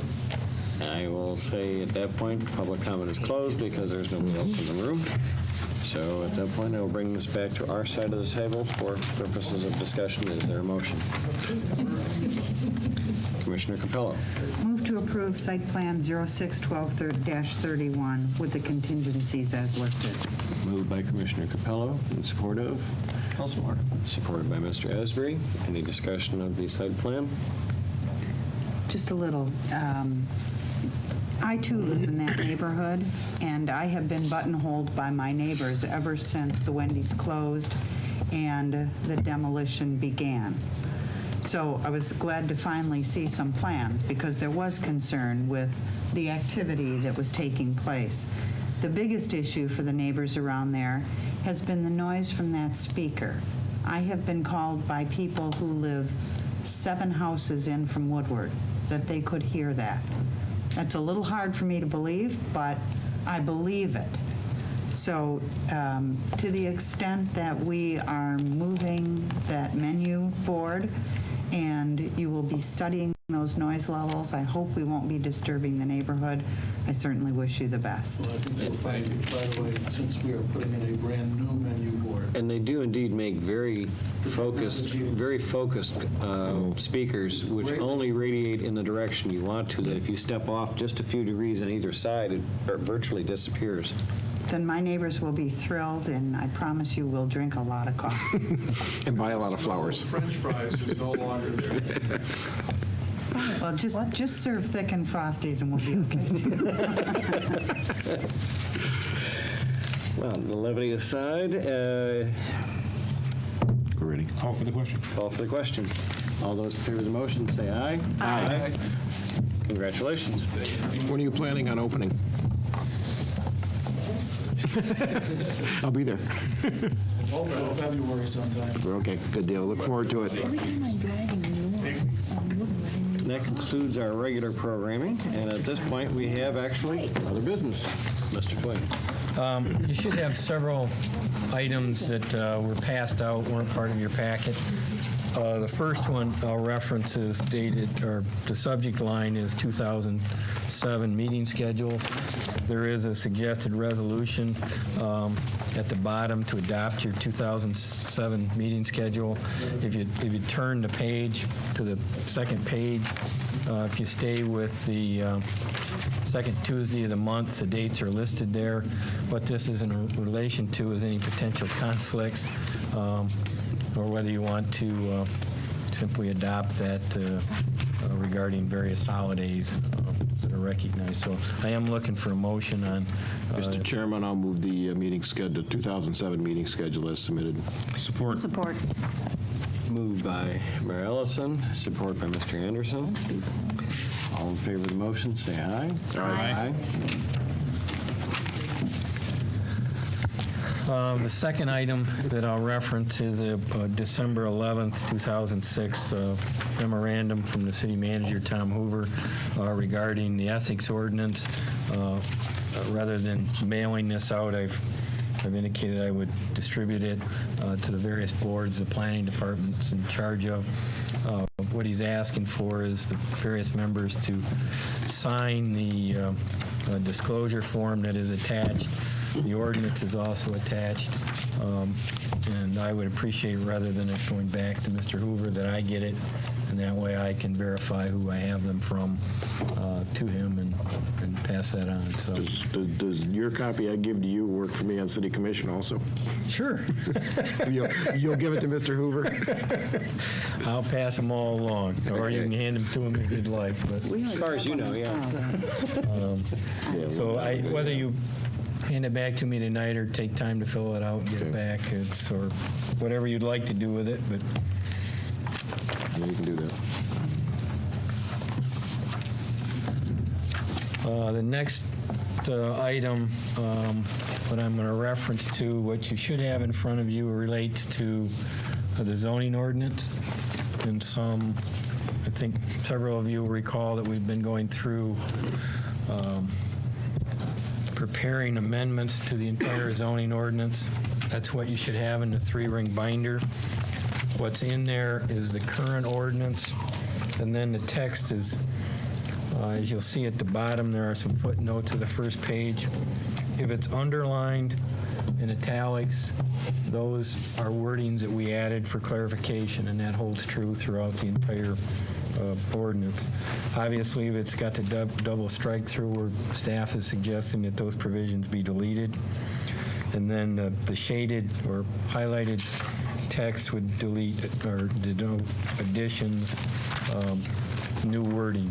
I'm not obviously asking for any discussion or action on this. I would like the Plan Commission members to go through it, and hopefully we can at least discuss in January's meeting how you want to handle your review and comments on the body of this. I would point out that it was not, other than one section, which I'll talk about in a minute, was not staff's intent to change the purpose or provisions, other than clarifying those based on those that worked or didn't work, suggest changes to those. Some of them you'll see in the mixed use, rather than everything being a special land use, we're suggesting that some things become permitted uses. And you'll see that throughout the body. And if you reference those footnotes at the bottom, that'll help in what we're doing. Secondly, there is a bigger 11 by 17 sheet at the end of various sections, as we did previously with some amendments. What we're putting in there are notations on further reasoning behind some of the changes. And you can look at that as far as what we're suggesting that those changes occur, the reasons for those occurring. In addition to that, you should have a memo from myself, and the subject line is neighborhood design. The reason we separated this out was, some of you will recall that the neighborhood compatibility, architectural compatibility provisions, the Planning Commission formed a committee of residents, Planning Commission members, and business members, and we've gone through a variety of subcommittee meetings. A variety of options were presented by staff at that time. What this memo is I think we're suggesting that the Planning Commission give direction on one of three options, because I think the committee has not been able to come to a conclusion, and those of you that sat on that committee or participated may have comments as well. But we're asking for the Planning Commission to give staff direction on which one of those options you'd like us to include in the ordinance. If you want a recommendation from us, we'll be happy to give you one as well, but where these came from were the variety of things that occurred at that committee level. And these were the three that I think were still somewhat being discussed, and those are simply eliminating the subjective provisions that are in there was one option. A second option was to refer any substantial additions or new homes to the Planning Commission review, meaning what we're talking about is you'd basically be doing plan review of single-family homes, new ones, was option 2. And then the third option, which we spent a lot of time on, was called the floor area ratio requirements. And so you have some background information on each one of those options in a separate memo, as I indicated, that was also handed out. And again, I'm not looking for action this evening or even potentially next month. What I'm really looking for is how you want to handle the review of this and get that process going. And I hope you take the next month or so to review it and go from there. It will require at some point, obviously, a recommendation from this body to the City Commission to make any changes to the ordinance and public hearings and so on. So, will there be sufficient time at the January meeting to do this, or do you want a special meeting? Well, I think that's up to you in terms of how much time and how you want to spend on it. The January agenda might have several items on it, like we did tonight as well. But I guess I would suggest is if you get an opportunity over the next month to look at it, then we make a decision at that meeting how you want it. What I think I'd like to see how much there is before I commit to whether we really need another meeting. It may be simple enough we don't, or it may be complex enough we need to. I would further suggest that if we all want to have some light reading over the next month or so, that we key on this neighborhood design standard option. I think we need to give staff some direction on that because it's a very complicated issue. You should just doing that first. Yeah, I would suggest we get into that first because the zoning ordinance right now, I mean, it's working. We can tweak it as we go, but I think we really, the hardest part of what we got to do is changing that section of it. I concur. Mr. Esprey. Let's just say, for argument's sake, that option 2 is adopted.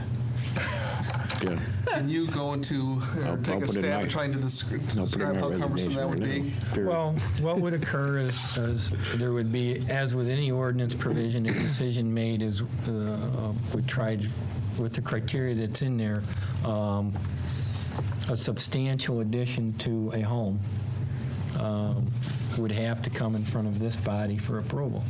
Or a new home would automatically, under those provisions, come to this body. I guess what I'm getting at is on a month in and month out basis. How many are we talking about? Well, a bunch. A bunch. Yeah, a bunch. We might be having several planning commission meetings per month. I mean, you probably can get away with, you might do 2 in construction season. Bring a sleeping bag, too. Yeah, I mean, we'd have to look at commercial and probably even a separate meeting for residential, otherwise we'd be here all night. So. I would agree. And the reason I bring that up is that I've heard some talk that some people think that it wouldn't make sense for this body to take a look at all those things, and the point I'm trying to make is I don't think that's really necessarily going to be all that practical in terms of the amount of work that would actually be required, not just on our behalf, but obviously on your behalf, preparing all those site plans. I mean, the key, we need to give the planning department some kind of administrative solution to the problem we've got, and otherwise we're going to. And I might simply add that doing so would not be the norm in Michigan at all. Well, what I will say, too, is that, there are communities that do bring certain things through planning commissions in terms of residential reviews, but those are in communities that aren't as busy as we are with the other activities. Yeah. And where this really came from was, I think the subcommittee wanted to talk about a board, an architectural review board, and it would be my recommendation to you that we don't have another board. So, I mean, if we were going to do architectural review in front of a board, I would recommend it be this body, but rather than creating another body to go to. So, you may not like that, but that would be where I would go. But it would give Marty something to do on Wednesdays. There's a lot of other administrative work when it comes to, but anyways, the last item that I had that I would like some discussion on at a future date as well is, again, some of you are aware that the state legislature passed revisions to the Michigan Zoning Enabling Act, Public Act 110.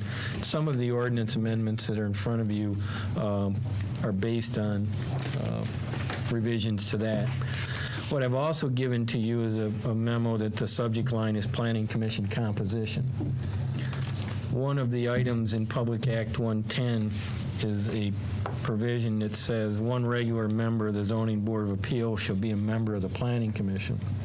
It's asking that there be joint service from a member on this body and on that body. The reason I'm suggesting potentially that it be a change of the Planning Commission composition is the Zoning Board is full and we're down one, and that one that we're down is generally a city administrator. And whether or not you want to continue that, or whether there's interest in someone on this body also serving on the zoning board. I guess I'm confused with what you're suggesting. Well, I want you to look at the memo and see if you have any. The statute on the second page, the statute allows 3 basic compositions of the Planning Commission. Depending on which one of those you do, it impacts current members. Has that changed now? Is that the same thing? No, we're following number 2 right now. We're following number 2 right now. That portion's unchanged as far as composition, right? Right. What I'm suggesting is that you may want to change that and go with one of the other provisions and then ask a current zoning board member to be added to this body, rather than waiting for a current zoning board member, which is full, to come off and then appoint someone else. So we've that- got to put a zoning board member on that's. You have to have if you read the first line item, it's a planning commission member on the zoning board. I think it's as simple as, it's looking for joint service of both bodies. How that's accomplished, honestly, I don't care, but. Okay, well, I'll tell you the quandary I've got, because we actually have two vacancies on the planning commission. One being the city administrator, and Sarah's term is up, and she has opted not to come back. Okay. So we have two vacancies. And I was getting ready, I'm prepared to make recommendations. I know the administrator that I'm going to recommend, and I know but should I hold off on those? Well, no, I mean, if you want, I guess what I'm suggesting is to make you aware of the change in Act 110 and make sure that this body, if it wants to change its composition, that's fine. Secondly, the other opening, if Sarah's not coming back, if you don't want to change and you want to keep a city administrator, then I would suggest you choose someone off the zoning board. Okay. That way we fulfill the requirement of 110 and we can be done. Yeah, but based on the composition we have to have the administrator, or we have to change the composition. Right. So I could accomplish this goal by appointing somebody from on the zoning board to be on the planning commission, and we've accomplished that goal and still have my city administrator. Right. Okay. Then you wouldn't have to change. Well, that changes things. Right. Well, that changes my memo. I wasn't aware that Sarah was not going to come back, so. Yeah. But I just wanted to make sure we were. Appointed to the zoning board. Except they don't have an opening. Right now, we have the opening, so it'd be easier to accomplish by moving somebody from the zoning. Take somebody from there to be over here too, if they're willing to. Can the person I appoint to the planning commission be an alternate on the zoning board? Sure. I don't think there's any distinction there. Okay. Because they serve if necessary. They serve if necessary, so they're appointed members. I don't think the zoning They can board. show up at any meeting as required to appoint somebody from the zoning board. Yeah. To be on the planning commission. And I can think of many, many occasions where the alternate served. So. I would recommend if you find somebody that's a regular member that they choose them first. But Right. Okay. Okay. I'll start doing that research. Okay. Anything else? That's all the items that I had that were add-ons. And anybody else have anything for the good of the body? In that case, Move to adjourn. Move to adjourn. Commissioner Capello. I'll support that. Mr. Edwards, it took a while there. And all in favor, say aye. Aye. Thank you, and have a good night. Thank you.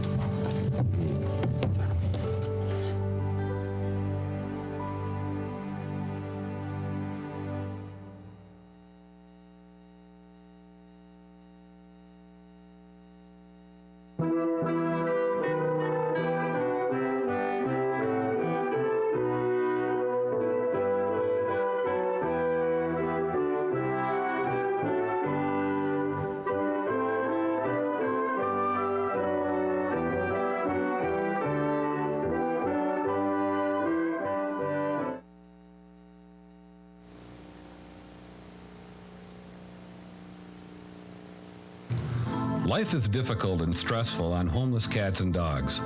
With no one to feed and care for them, many of these strays find that fending for themselves means eating trash, developing diseases, and becoming territorial. Then they become a danger to everyone. In many cases, death is the result. The Royal Oak Animal Shelter is here to assist these defenseless animals.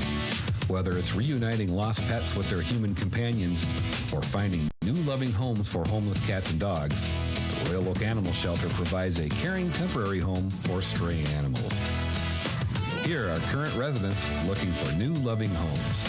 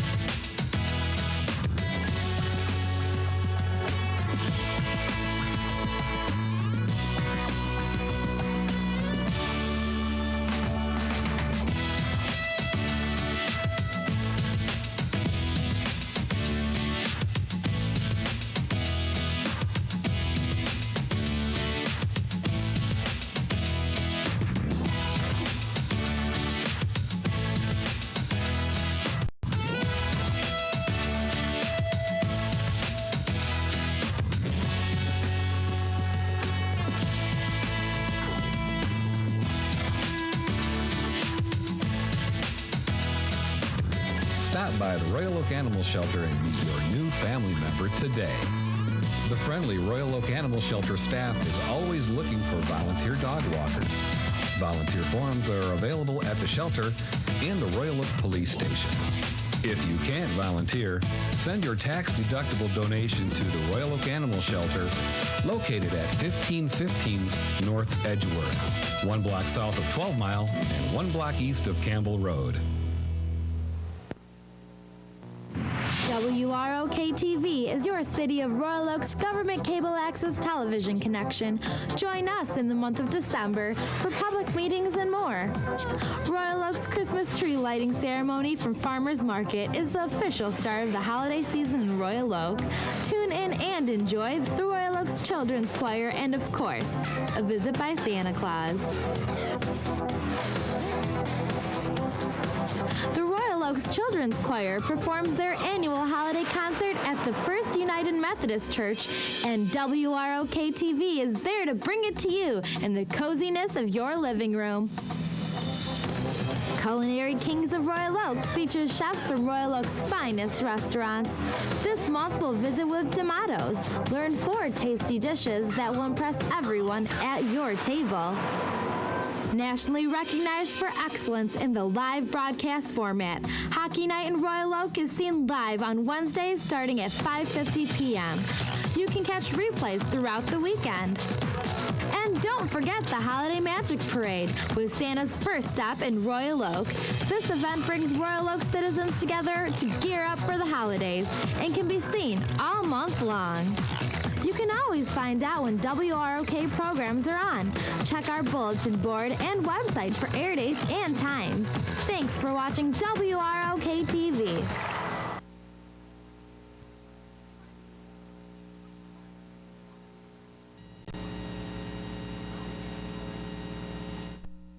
But he waved goodbye, saying, "Don't you cry, I'll be back again someday."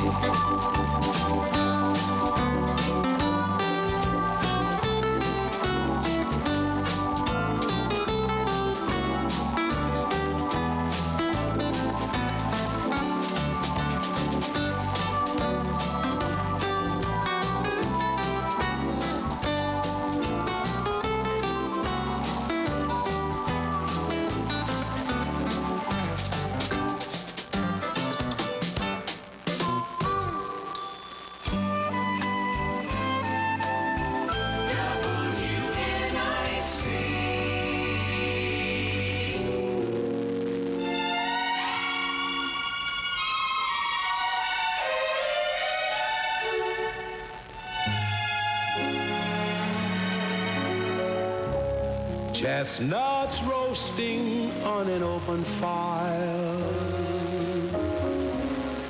Jack Frost nipping at your nose, Yuletide carols being sung by choir, and folks dressed up like Eskimos. Everybody knows a turkey and some mistletoe help to make the season bright. Tiny tots with their eyes all aglow will find it hard to sleep tonight. They know that Santa's on his way. He's loaded lots of toys and goodies on his sleigh. And every mother's child is gonna spy